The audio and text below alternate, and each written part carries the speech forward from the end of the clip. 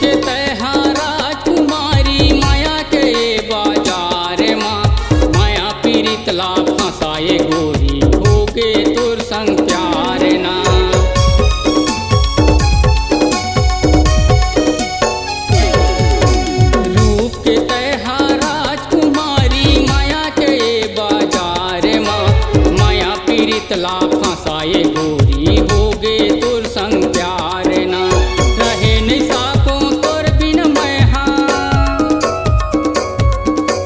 रहे नहीं साको तोर बिन मैं हाँ धने बुलावे करारेला आनी बनी के साड़ी ले दे हूँ सोला सिंगार ना आनी बनी के साड़ी ले दे हूँ सोला सिंगार ना।